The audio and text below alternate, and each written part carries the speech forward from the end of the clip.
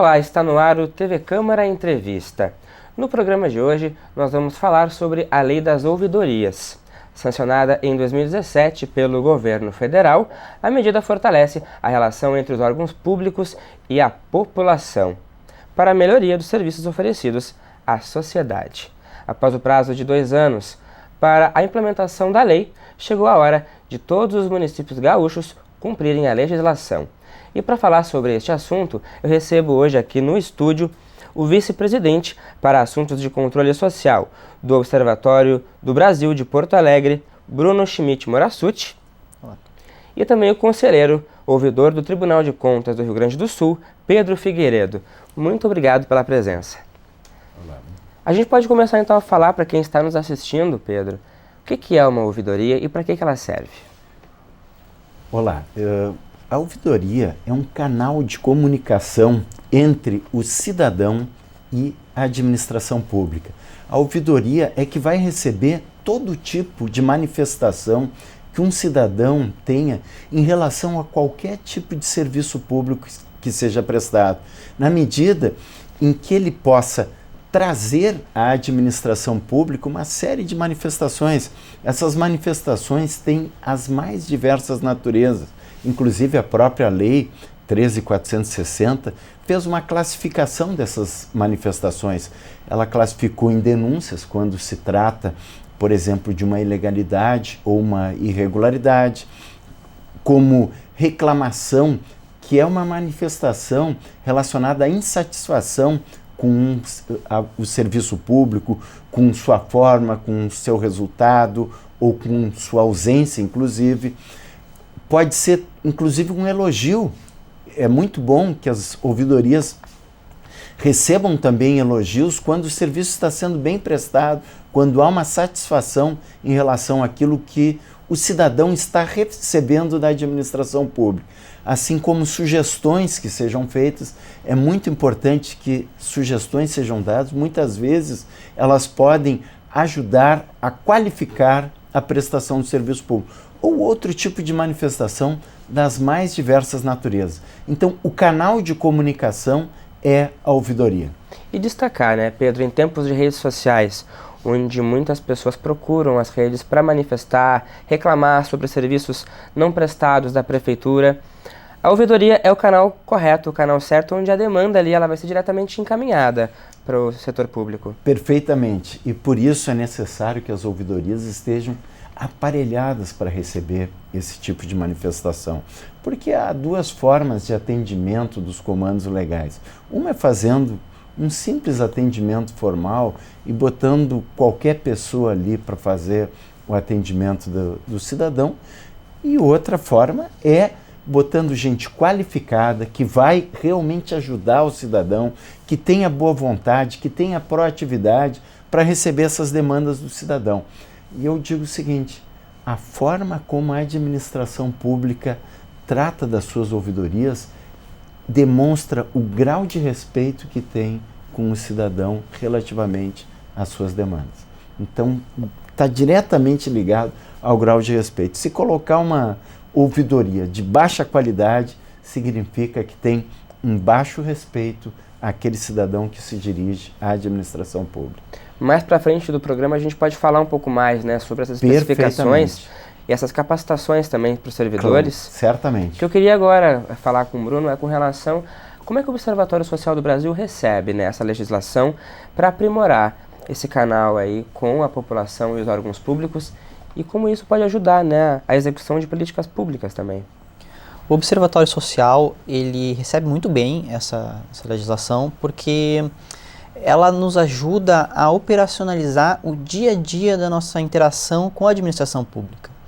Todo dia o Observatório Social, quando recebe demandas de outros cidadãos, ou mesmo quando está formulando uma atividade no decorrer do ano, o Observatório Social ele interage muito de forma formal com a administração pública, apresentando apontamentos, sugestões, elogios, questionamentos, reclamações. Então, essa legislação ela ajuda os observatórios sociais em todo o país a poder ter mais fundamento e mais base legal para poder atuar e interagir com a administração pública. Então, sim, os observatórios sociais utilizam e vão utilizar muito essa legislação, porque a ouvidoria costuma ser o canal de comunicação imediato do observatório social com a administração pública. É importante a gente destacar que as ouvidorias, elas na verdade não são novas.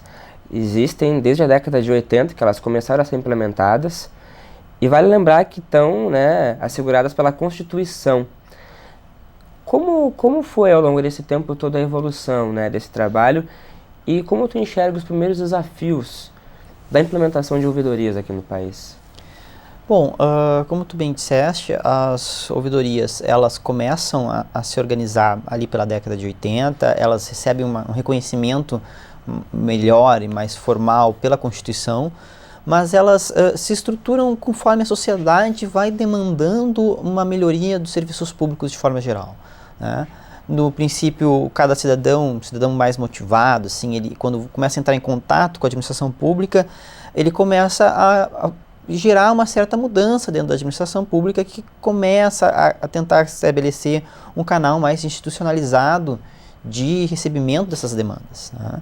Com o passar do tempo, as prefeituras, enfim, os órgãos públicos mais organizados começam a estruturar ouvidorias com funções mais específicas, com agentes qualificados e específicos para essa função, né?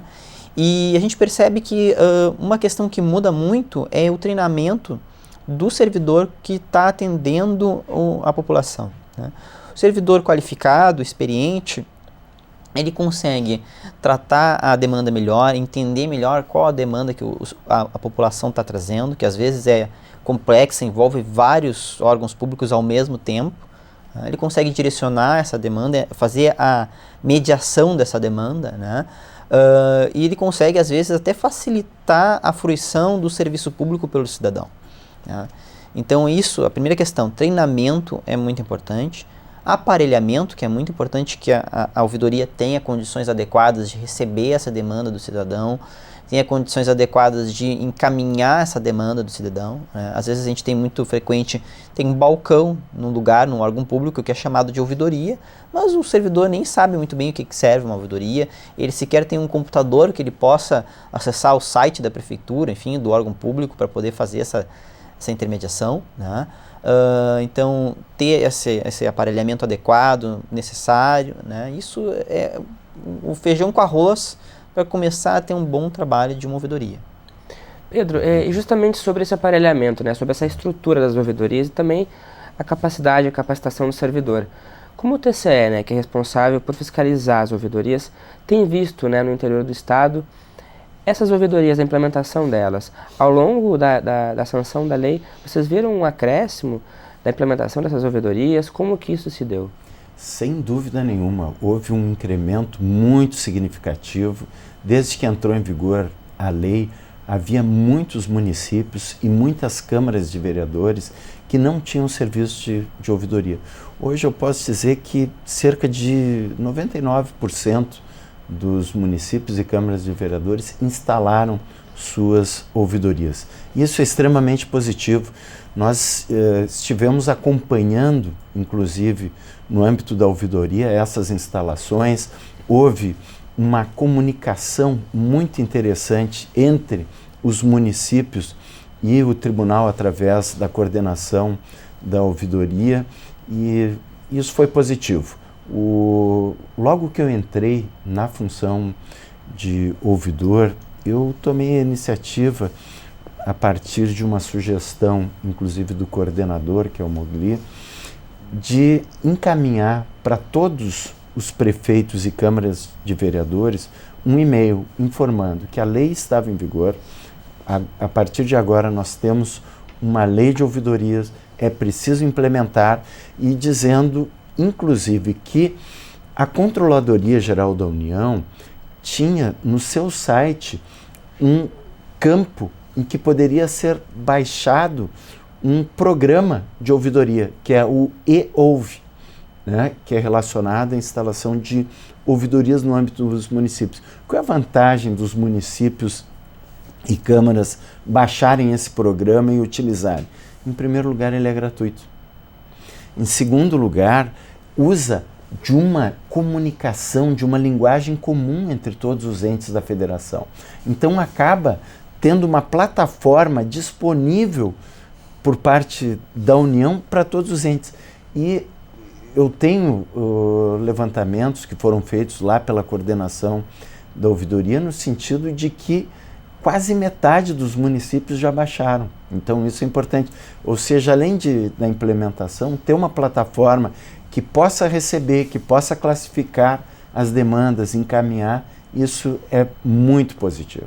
Sobre isso também, né, eu pergunto, tu falaste com relação a essa ferramenta gratuita, né? E para esses municípios, né, que são menores, que têm uma situação um pouco mais precária, como lidar com essa questão também dos recursos públicos, né, para a construção dessa ouvidoria, para a implementação? Tem essa ferramenta que é gratuita, mas e os outros? As outras questões que envolvem o trabalho, a estrutura mesmo física, como é que o município pode lidar com isso aí? É extremamente importante essa pergunta, porque uma lei não muda a realidade apenas pelo fato de ter entrado em vigor. Ela pode ser transformadora se as entidades, ao operacionalizar, fizerem valer os comandos da lei.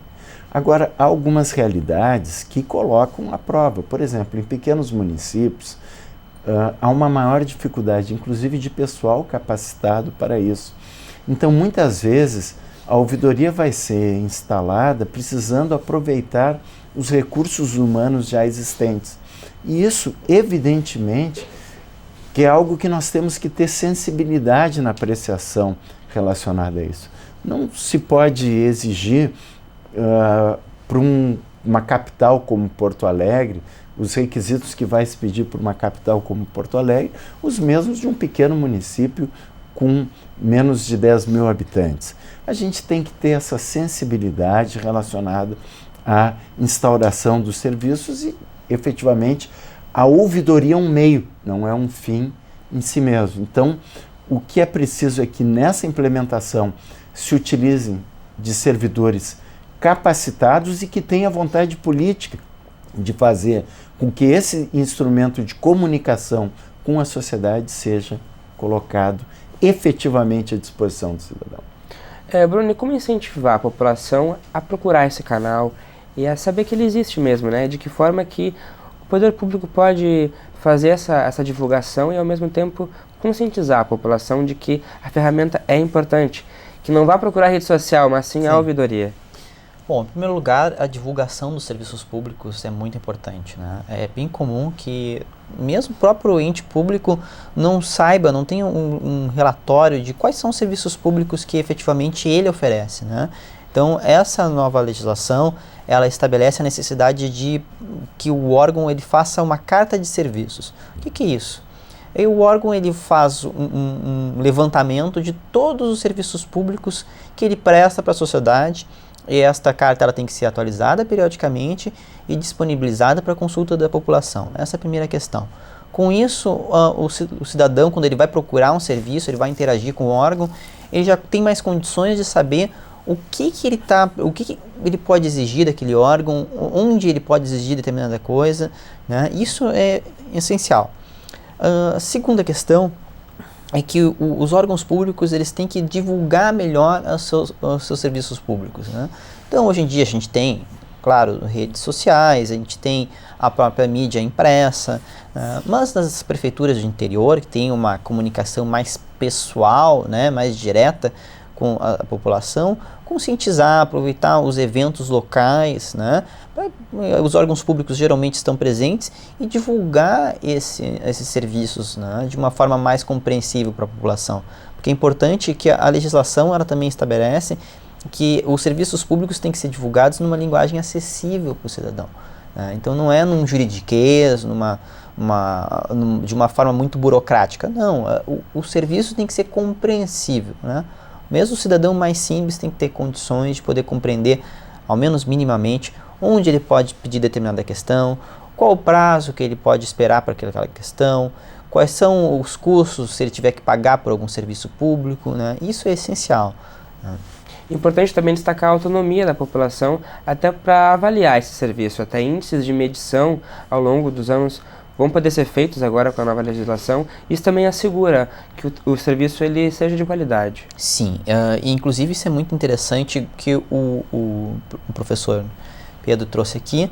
A nova legislação, ela traz uma necessidade de estabelecer estatísticas de serviço público, né, com medições qualitativas anuais, né, revistas periodicamente, com a inclusão de manifestações da população, né, e o sistema, o eOuve, ele inclusive facilita esse levantamento, porque ele internamente ele já classifica as informações de uma forma mais adequada. Se as demandas podem ser classificadas de acordo com o serviço público. Então, por exemplo, se eu faço um elogio sobre um serviço público específico, ele já vai contar lá quantitativamente dentro do sistema. Há um banco de dados mais fácil para a prefeitura poder utilizar, não precisa criar seu próprio banco, né? Claro que eventualmente adequações pontuais na lista de serviços públicos certamente é necessária, mas de toda forma isso já facilita, né? Outro destaque da legislação é um prazo, né, de 30 dias para as ouvidorias poderem responder às demandas. Como o TCE vai fiscalizar isso aí? O Tribunal de Contas está já fiscalizando a aplicação dessa lei e está aplicando, verificando em primeiro lugar se as ouvidorias estão sendo instaladas, está verificando o cumprimento, inclusive, das obrigações trazidas na lei. Num primeiro momento, se vão fazer recomendações, certamente. O fato de constar num relatório de auditoria do tribunal já é um elemento importante para que o gestor saiba, eventualmente, se o descumprimento da lei pode ter mais adiante, inclusive repercussão no julgamento das suas contas. Mas o tribunal está incluindo isso, inclusive, relativamente à verificação da implantação de ouvidorias, já no âmbito das auditorias ordinárias que são feitas. Isso é importante porque chama a atenção dos municípios. Os municípios estão, sim, atendendo a essas sugestões do tribunal. Quero dizer, inclusive, que houve uma melhora, inclusive, nos índices da ouvidoria do tribunal relacionados a isso por conta da comunicação que está sendo feita, da forma de encaminhamento que a ouvidoria está tendo. Então, os índices melhoraram recentemente, isso me traz uma imensa satisfação, e eu vejo também que os municípios se preocuparam em obedecer à lei, estão buscando qualificação, estão buscando informações, e isso é muito bom. O tribunal, num primeiro momento, vai fazer sim essa verificação, depois vai verificar mais na frente, não só a instalação de uma ouvidoria, mas a forma como está sendo, se levar defeitos, se há uma efetividade em relação àquilo que está sendo feito. Mas uma coisa importante também é que as ouvidorias também podem receber reclamações relacionadas ao cumprimento de outra lei importante, que é a Lei de Acesso à Informação. Então, a transparência é uma exigência relacionada à prestação de serviço. Desde a Revolução Francesa, na fase do terror, já diziam: deem-me o juiz que vocês quiserem, parcial, corrupto, meu inimigo mesmo, mas façam diante do público.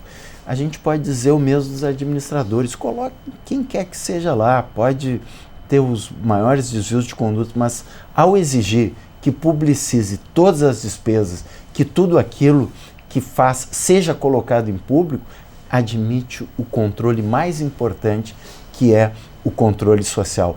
Por isso, a obrigação que a lei traz de se divulgar, de se colocar nos contratos, as licitações, as nomeações, as diárias e todas as obras que são feitas, em que pé que anda, isso tem que estar de uma forma amigável dentro dos sites. E o tribunal está controlando o cumprimento dessas exigências. E as ouvidorias são canais também de ouvir reclamações sobre esses cumprimentos. E aqui eu vou fazer uma observação. No final do ano passado, eu participei de uma banca acadêmica em que o aluno fez um levantamento dos sites dos 10 maiores municípios do estado do Rio Grande do Sul, relacionado ao cumprimento da Lei de Acesso à Informação, relacionada a serem ou não amigáveis. E a conclusão a que chegou foi que, e o trabalho mereceu nota 10, foi que os sites são obscuros, que há uma necessidade de muitos cliques, que a informação não chega de uma forma amigável. E por isso é necessário, sim, que os gestores comecem a criar sites claros, porque é isso que vai permitir o controle. E eu acho que o tribunal tem que ser cada vez mais rígido em relação ao cumprimento disso, porque essa é a informação que chega diretamente para todos os cidadãos. A transparência ativa é indispensável e o não cumprimento dessa exigência legal deve levar o cidadão a informar as ouvidorias, e informando as ouvidorias pode chegar ao tribunal e o tribunal ser mais rígido em relação a esse cumprimento, porque é um direito cidadão. Exatamente, a lei ela vem justamente para complementar a lei de acesso à informação, a lei das ouvidorias, é um complemento, né, dessa uniformização da participação social, e justamente até a própria falta de clareza das informações é um motivo para também as pessoas reclamarem, né? A gente precisa que as informações sejam mais claras, né, divulgadas de forma que a gente compreenda e entenda também. Outro ponto da nova legislação é que a lei prevê que haja um tratamento igualitário também e um atendimento por ordem de chegada. Antes da lei, não existia uma organização nesse sentido. A lei ela vem para realmente reiterar isso. Há alguma mudança nesse sentido? Bom, algumas outras legislações já previam algumas espécies de atendimento prioritário, digamos, em casos de pessoas idosas, pessoas com determinadas enfermidades, mas a nova lei de ouvidorias, ela tenta criar uma forma de evitar o favorecimento na utilização do serviço público. Infelizmente, a gente tem um cenário em que algumas vezes o cidadão faz uma solicitação, mas que por uma espécie de compadrio, consegue obter um atendimento mais rápido do que outra pessoa, apesar de a outra pessoa estar aguardando há mais tempo um serviço público. Então, a ideia é que a ouvidoria agora passe dentro dessas prioridades legais que existem, né? Então, é razoável que uma pessoa de 30 anos, vou ter que aguardar um pouco mais do que uma pessoa idosa, né, de 70 anos, aguardando o mesmo serviço público. Mas, dessa forma, a partir da nova legislação, se espera que as pessoas possam ter o direito igual, né, de ser atendido da mesma forma, respeitando o princípio da impessoalidade, né? Isso é importante. E interessante também chamar a atenção é que o sistema eOuve, mencionado anteriormente, ele também ele interage com o sistema eSIC, que também é disponibilizado pela Controladoria Geral da União, que ele recebe pedidos de acesso à informação. Então, o que é interessante, se eventualmente uma prefeitura utiliza os dois sistemas, é que o cidadão, quando for utilizar o sistema, caso ele tenha uma demora no atendimento de alguma demanda, o próprio eSIC permite que ele faça a reclamação, né, e essa reclamação ela se transforma numa demanda de ouvidoria, né? E às vezes é normal também que o cidadão ele não saiba, será que eu vou fazer essa solicitação que eu vou fazer, ela é uma solicitação de um serviço público ou se ela é uma solicitação de uma informação pública? Porque às vezes a linha é meio tênue, né? E então esses dois sistemas que são disponibilizados gratuitamente, eles permitem que a prefeitura possa tratar essas demandas de uma forma mais fácil, sem ter toda uma barreira tecnológica que às vezes acaba inviabilizando o serviço, né? Pedro, eu vou pedir para te complementar no próximo bloco, porque a gente está chegando no final do primeiro. Claro. A gente continua daqui a pouco. Muito obrigado. O TV Câmara Entrevista encerra então esse primeiro bloco e em seguida a gente volta com mais informações sobre a Lei das Ouvidorias.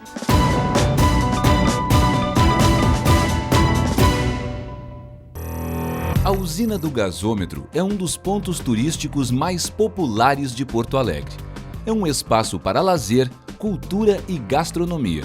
Além disso, serve de camarote para um famoso espetáculo da capital, o Pôr do Sol no Guaíba. Mas o que hoje é centro cultural já foi referência industrial.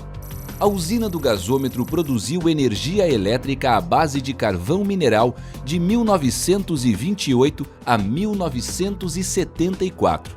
A Grande Chaminé foi construída em 1937 para afastar a nuvem de fuligem dos moradores da volta.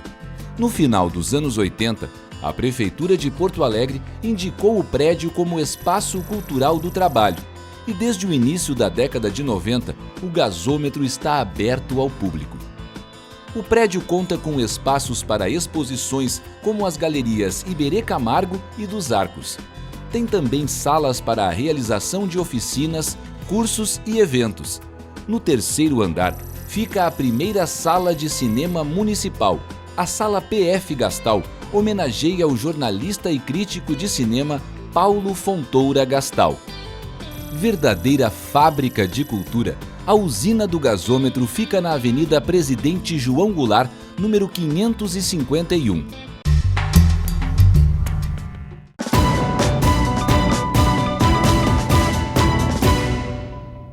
Estamos de volta com o TV Câmara Entrevista, que hoje está tratando sobre a Lei das Ouvidorias, uma medida aí que vai fortalecer a comunicação entre os órgãos públicos e a sociedade e que agora deve ser implementada por todos os municípios. Para falar sobre o assunto, a gente está aqui hoje com o vice-presidente para assuntos de controle social do Observatório Social do Brasil de Porto Alegre, Bruno Schmidt Morassutti, e também o conselheiro ouvidor do Tribunal de Contas do Rio Grande do Sul, o Pedro Figueiredo. A gente pode continuar então agora a falar sobre a necessidade, da lei ser agora regulamento, de existir essa lei das ouvidorias, E o senhor falava para nós aqui, no intervalo, que demorou muito tempo para que isso acontecesse, Explicar um pouquinho sobre esse contexto. Exatamente. É importante dizer que a exigência de uma lei que tratasse da participação do usuário do serviço público, que desse direitos relacionados a esses usuários, porque a Lei 13.460 é, na verdade, um código de defesa do usuário do serviço público.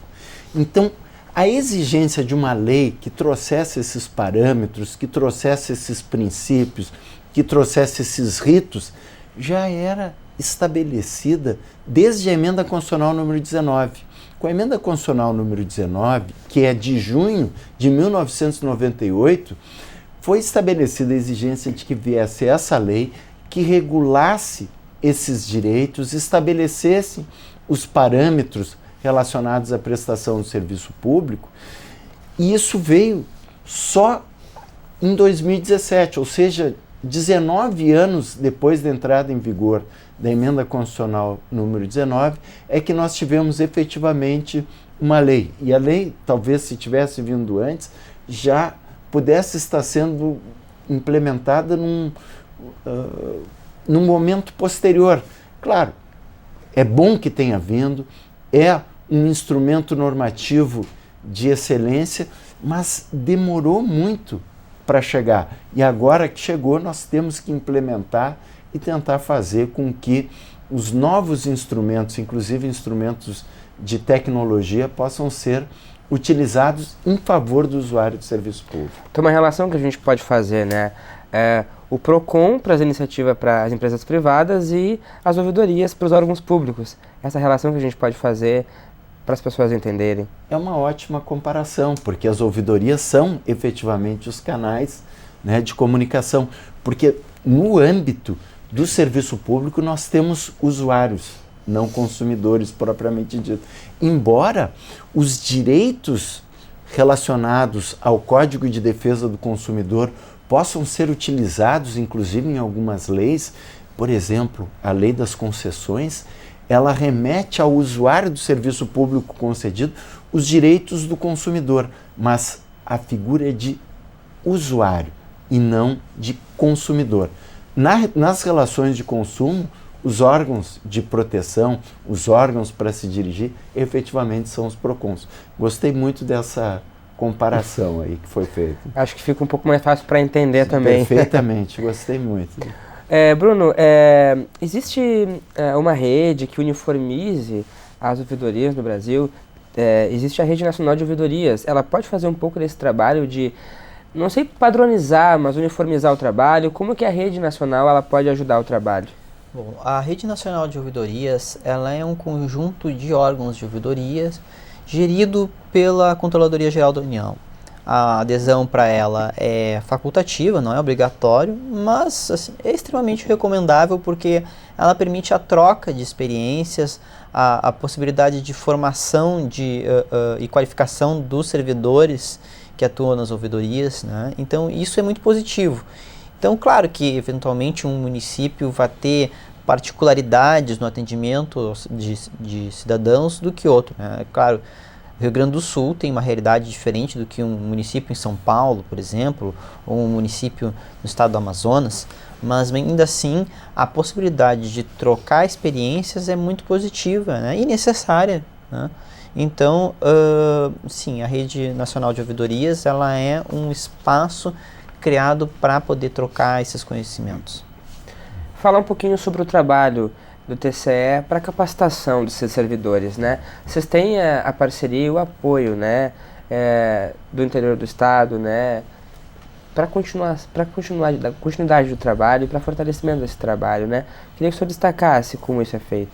É uma excelente pergunta, até porque neste momento o tribunal está se preparando, inclusive, para fazer alguns treinamentos via EAD relacionados a ouvidorias. A Escola de Gestão e Controle Francisco Juruena, que é a escola do Tribunal de Contas, está preparando módulos para preparar, inclusive, agentes de todos os municípios para que venham efetuar essa tarefa. Então, essa é uma iniciativa bastante interessante. Já há uma série de órgãos que fazem esse tipo de capacitação, e o tribunal estará colocando à disposição, além desses que já realizam, estará colocando a sua escola para capacitar os diversos gestores para o atendimento dessa exigência legal. Agora eu fiquei pensando, como o cidadão pode fazer uma reclamação com relação ao atendimento da própria ouvidoria? Se não foi bem atendida pelo servidor, se houve alguma espécie de, enfim, tratamento inadequado, como ele procede? Excelente, até porque o cidadão ele pode se usar de diversos instrumentos para o encaminhamento. E os instrumentos podem ser pelo site, pode ser pessoalmente, pode ser via telefone, ou seja, há uma série de instrumentos. Hoje em dia, principalmente os sites, porque é a forma como fica registrado. Então, esse encaminhamento é via própria ouvidoria, porque se há um atendimento que não foi feito adequadamente, isso deve ser levado ao conhecimento, ser feita uma reclamação ou uma denúncia numa irregularidade relacionada ao atendimento, e se não observar, encaminhar órgãos de corregedoria ou órgãos, inclusive presidências, por exemplo, presidência de câmaras de vereadores, prefeituras, dando conhecimento de que o órgão de ouvidoria, de alguma forma, agiu de forma inadequada. Então, isso é possível e o próprio canal da ouvidoria tem que estar aberto para receber esse tipo de denúncia. O trabalho do Observatório Social ele também é muito forte no interior. Acho que são mais de 15 municípios aqui do estado, se eu não me engano, que tem um Observatório Social. De que forma que vocês podem complementar esse trabalho feito pelo TCE para ajudar nessa qualidade e também para melhorar o trabalho das ouvidorias? Bom, o Observatório ele se comunica muito com as ouvidorias para apresentar suas demandas, né? Ainda mais agora com a lei institucionalizando as ouvidorias de uma forma mais clara, né? Mas se por um acaso a ouvidoria não está funcionando adequadamente, né, o observatório entra em contato com o secretário responsável pelo órgão que gere a ouvidoria, ou até mesmo com o próprio prefeito. O observatório ele tem uma uma atuação que tenta começar de baixo para cima, né? Então, assim, bom, vamos tentar resolver com o servidor ali. Bom, se o servidor está tendo dificuldades, a equipe está tendo dificuldades, vamos conversar com o secretário. Se não estiver conseguindo com o secretário, bom, vamos tentar com o chefe do Poder Executivo, ou mesmo no caso do Legislativo, né? E se eventualmente essas interações não funcionam, o Observatório Social ele interage com os órgãos de controle externo, que é o Ministério Público, o Tribunal de Contas, né? E então a gente faz essa interação muito forte para cumprimento de prazos, para que as demandas sejam respondidas de uma forma adequada, né? Para que não haja uma resposta evasiva que não efetivamente solucione o problema que a gente apresenta, né? O observatório ele tenta atuar numa noção de cooperação, né? Porque às vezes é muito comum que a equipe da ouvidoria ou enfim o serviço público envolvido às vezes não tenha condições ou não saiba assim a melhor maneira de prestar aquele serviço público. Então o observatório muitas vezes faz esse meio de campo. Olha, a gente sabe que no município tal se faz assim dessa forma e tem bons resultados, vocês já pensaram em fazer dessa forma? Às vezes existe essa questão, né? O Observatório Social tenta auxiliar também na resolução de serviços públicos, porque o Observatório ele age como uma espécie de... ele é um representante da sociedade nessa demanda, né? Então, claro, tentamos de forma cooperativa, né, resolver um problema. Se eventualmente a gente não consegue, por N motivos, o observatório é assertivo também no controle. E como esse trabalho, né, de participação social pode incentivar mais ainda os poderes públicos, a partir do trabalho que é feito na ouvidoria, de transparência? Alguns estados, eu não vou me lembrar agora o estado, estão conseguindo implementar agora que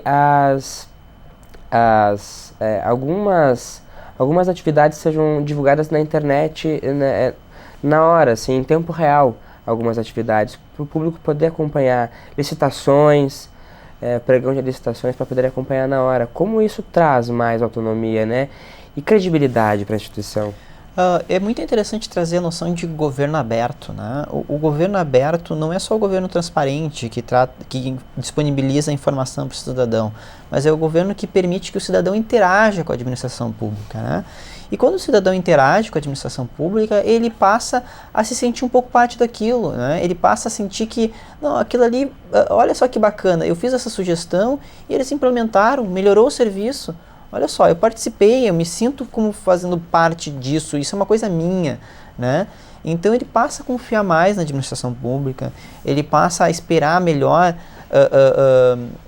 coisas melhores do serviço público, né? Infelizmente a gente tem maus exemplos Brasil afora, mas a gente também tem excelentes exemplos, né? E quando o governo ele se abre para receber esse tipo de demanda da sociedade e consegue receber de uma forma positiva, isso aprimora a confiança e o processo é positivo, né? Quanto mais um cidadão ele sente que ele participa e que a participação dele é efetiva, mais ele colabora, mais ele ajuda a administração pública a resolver problemas que às vezes ela mesma não tem condições por falta de recursos humanos, por falta de conhecimento, às vezes numa área específica, né? Às vezes por simplesmente não ter a visão do cidadão, né? Porque uma coisa é tu estar dentro da administração pública e tu tem uma visão ali da tua repartição, das questões da tua demanda, né? Às vezes o cidadão chega e diz, não, mas meu problema não é esse, meu problema é aquele outro.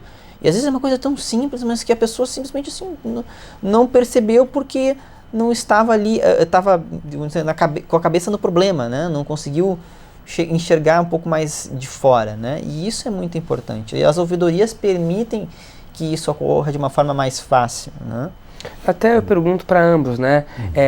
Em meio ao que a sociedade tem vivido aí nos últimos tempos, né, com relação à política, como fazer com que a sociedade acredite que as informações elas vão ser ouvidas, elas vão ter um retorno e que vai ser efetivo esse trabalho? Eu posso aqui até dar um exemplo positivo.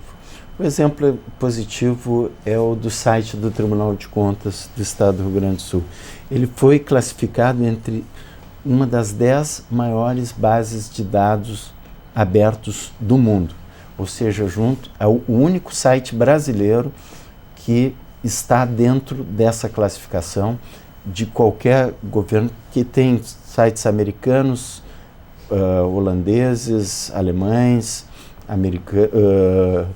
ingleses, ou seja, do mundo, e o Tribunal de Contas está junto dentro dessa classificação, porque coloca dados ali, porque tem sistemas importantes como o do Licitacom, em que todas as licitações e contratos de todos os municípios do estado devem ser alimentados, que tem uma base de legislação municipal que deve ser alimentada pelos municípios, que tem tantas iniciativas, inclusive dados com estatística relacionadas à educação, um trabalho muito forte que o tribunal faz.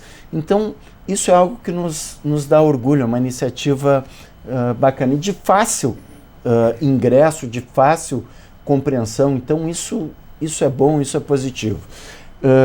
Uma coisa também a pontuar é que, desde a Constituição de 88, qualquer cidadão, partido político, associação, tem o direito subjetivo público de levar ao conhecimento do Tribunal de Contas ilegalidades ou irregularidades de que tenha conhecimento.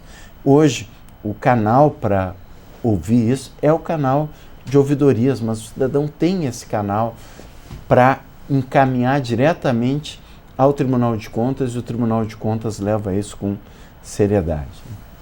E também é isso que o Observatório também faz, né? Ele consegue passar essa informação para a população e dizer que essa ferramenta existe sim, né? Vocês conseguem conscientizar também. Sim, o Observatório Social, ele, como acaba interagindo mais cotidianamente com a administração pública, né? Às vezes a gente consegue intermediar essa demanda, né? Porque, como a gente tinha dito antes, é frequente que o cidadão ele tenha uma demanda, mas ele não sabe especificamente onde buscar, o que efetivamente é aquele serviço, né? O Observatório Social muitas vezes recebe essa demanda, ele consegue identificar o que é o problema, às vezes já diretamente repassa o cidadão para o órgão responsável, porque em alguns casos aquele serviço já existe, não tem um problema efetivo, né?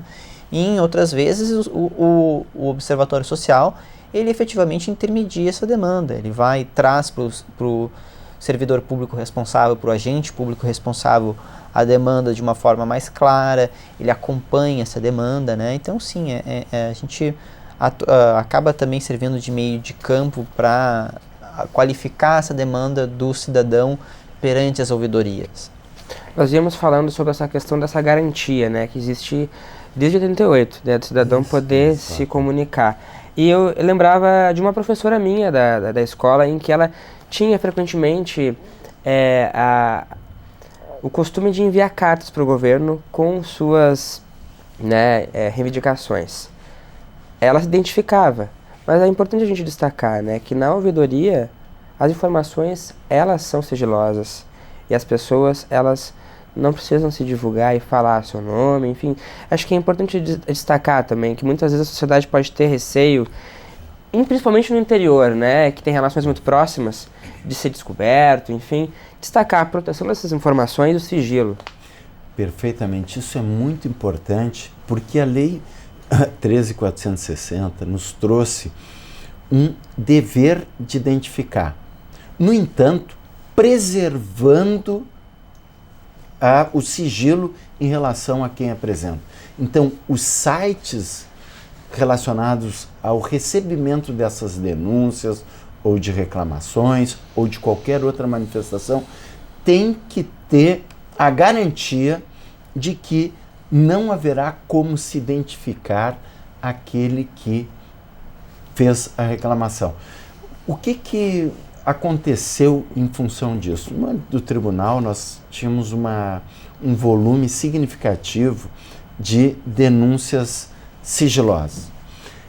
A grande maioria dessas denúncias sigilosas, cerca de 95% a 97%, não tinha um grau de criticidade, de materialidade que exigisse, mas uma pequena parcela tinha um grau de criticidade expressivo que merecia a atenção do tribunal. Então, nós acabamos seguindo o exemplo e modificamos o nosso site, que antes recebia abertamente, até porque a lei exigiu a identificação, nós continuamos recebendo as denúncias anônimas. No entanto, aquelas que vão ter resposta, que vão merecer uma resposta formal do tribunal, são aquelas identificadas. No entanto, o tribunal preserva o sigilo em relação a quem está trazendo para o tribunal a informação. Isso é importante e todo serviço de ouvidoria terá que ter essa garantia para que o cidadão não possa sofrer represálias pelo fato de estar trazendo ao conhecimento de um serviço de ouvidoria uma irregularidade ou ilegalidade. Então o tribunal mantém esse canal aberto, mas garante àqueles que se identificam a preservação da imagem do nome. A sociedade também pode contar, até na internet, com uma cartilha que foi feita pelo TCE, que explica mais detalhes sobre a lei de forma bem didática e clara, né? Sim, há uma cartilha que foi feita também de forma impressa, mas também está disponível na internet, no site do tribunal. Aqueles que quiserem têm essas informações. E mais, o tribunal também já disponibiliza a carta relacionada aos próprios serviços, né, para ser feito. Agora, né, com essa obrigação dos municípios, de todos os municípios, porque a lei foi sendo colocada de forma gradual, né, implementada de forma gradual, e agora os municípios, os menores municípios, né, que tiveram um tempo maior para se adequar, vão ser obrigados, né. Daqui para frente, né, como é que vocês enxergam, né, essa aplicabilidade da lei nesses municípios menores e os desafios para se lidar com essas dificuldades no interior?